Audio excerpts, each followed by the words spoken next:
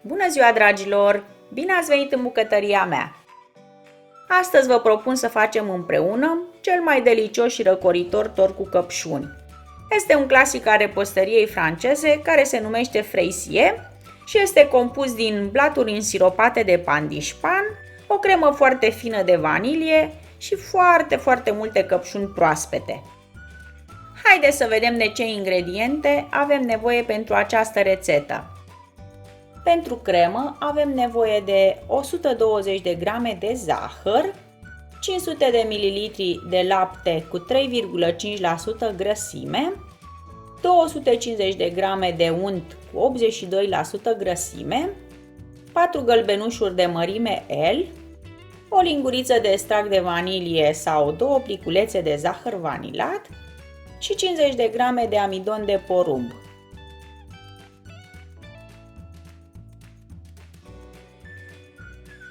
Încălzim într-o crăticioară laptele, extractul de vanilie și jumătate din cantitatea de zahăr, doar atâta încât să se dizolve zahărul.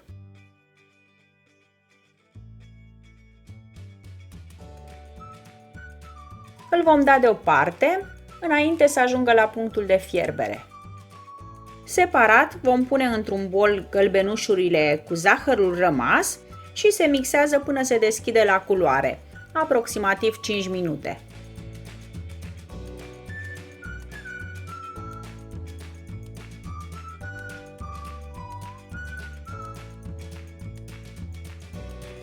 Adăugăm amidonul cernut și mixăm în continuare până îl vom incorpora.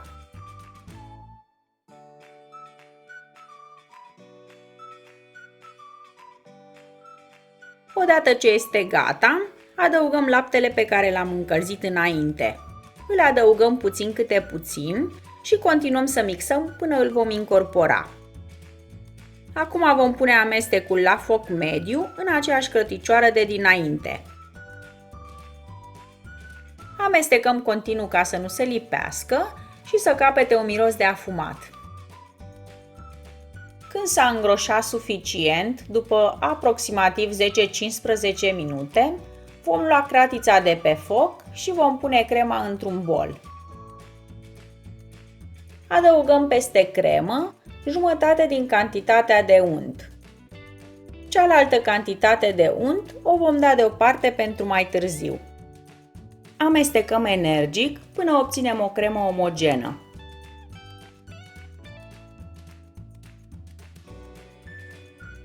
Când este gata, acoperim cu folie alimentară, astfel încât să atingă crema peste tot. Acum o vom lăsa la temperatura camerei, împreună cu cealaltă cantitate de unt, pentru aproximativ 3-4 ore. După aproximativ 4 ore, crema a ajuns la aceeași temperatură ca și untul. Adăugăm untul peste cremă și batem la viteză mare până obținem o cremă omogenă, aproximativ 5 minute.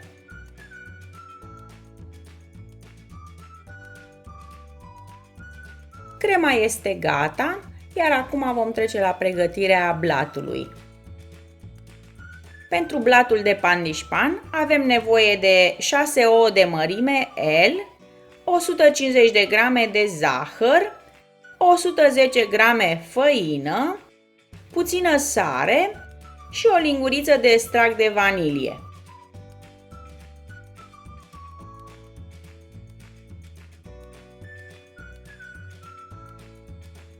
Vom începe prin a separa albușurile de gălbenușuri.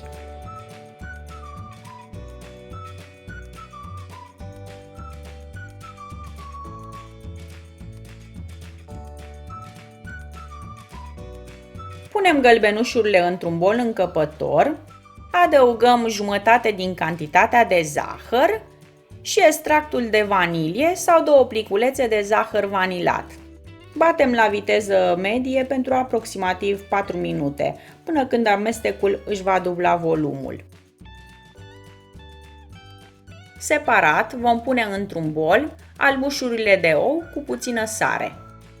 Le vom bate la viteză medie până vor începe să se spumeze.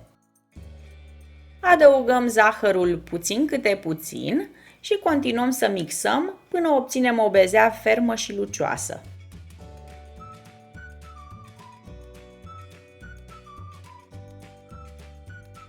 Când am obținut o bezea fermă, adăugăm gălbenușurile bătute și amestecăm cu o spatulă cu mișcări lente de sus în jos.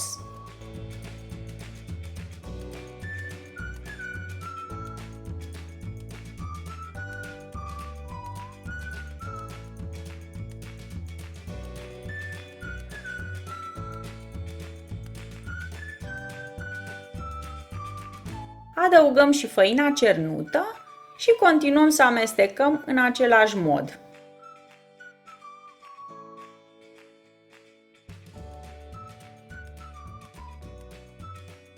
Amestecăm până când obținem o cremă omogenă, fără cocoloașe. Ungem cu unt și tapetăm cu hârtie de copt o tavă rotundă cu fund detașabil. Eu am folosit o tavă cu diametru de 22 cm.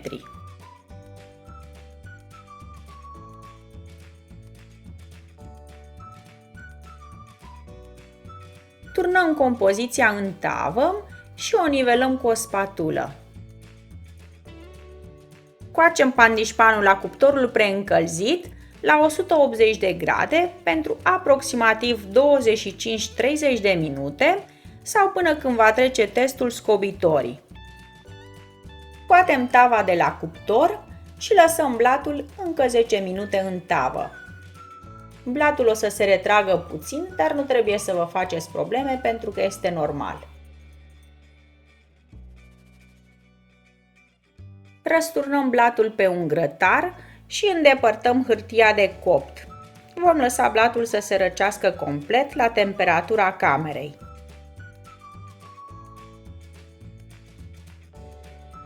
Între timp vom pregăti siropul pentru blat și avem nevoie de 40 de grame de zahăr, 40 de ml de apă și opțional 15 ml de coniac sau de lichior de cireșe.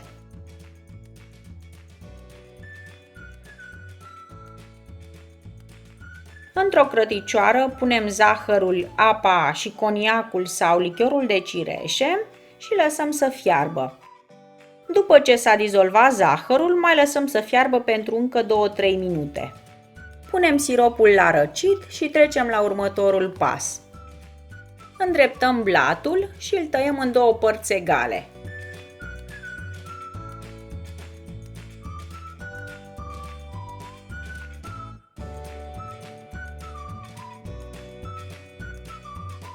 Cu ajutorul unui inel pe care l-am fixat la 20 de cm diametru, voi tăia mărginile blatului.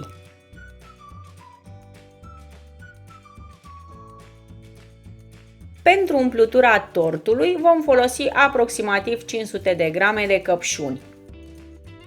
După ce spălăm căpșunile bine, le înlăturăm codițele. 8 dintre ele le voi tăia pe jumătate. Pe acestea le voi așeza pe marginea tortului, iar restul căpșunilor le voi lăsa întregi. Când avem totul pregătit, putem să trecem la asamblarea tortului. Fixăm inelul la 20 de cm diametru și îl așezăm pe o farfurie. Pentru a ne fi mai ușor, căptușim marginea inelului cu folie de acetat. Punem prima parte de blat în inel și o însiropăm bine.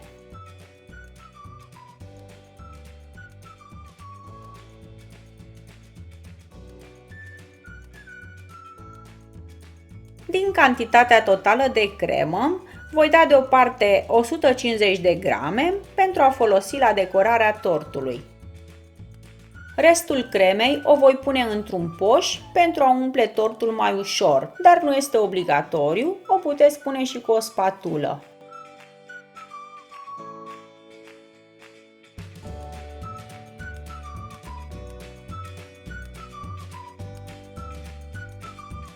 Punem aproximativ 3 linguri de cremă peste blat și nivelăm bine.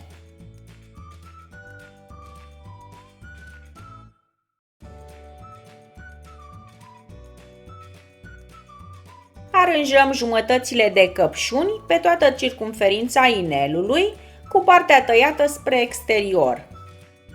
Este de preferat să folosim căpșuni de aceeași mărime pentru un aspect mai plăcut.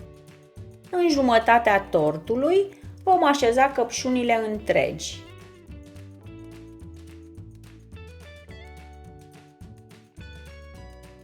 Cu ajutorul poșului, completăm spațiile dintre căpșuni cu crema de vanilie.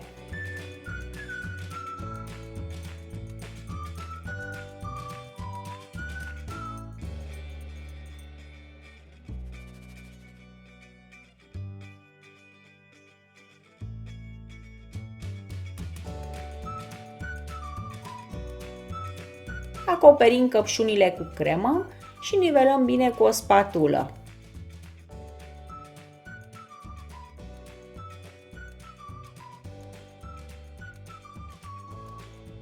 Punem și cel de-al doilea blat și îl însiropăm bine. Decorăm tortul cu crema pe care am dat-o deoparte și nivelăm bine cu o spatulă.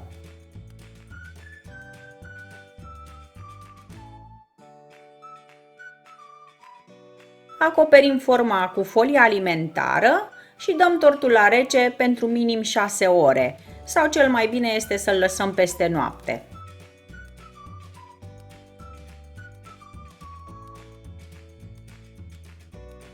A doua zi scoatem tortul de la frigider, îi dăm inelul și folia de acetat jos și îl decorăm după preferință.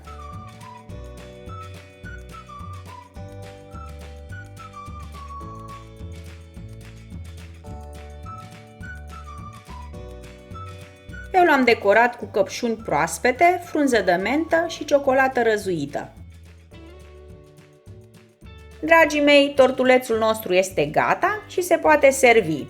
Pentru a-l porționa mai ușor, folosim un cuțit înmuiat în apă fierbinte, apoi îl vom șterge bine cu un prosop.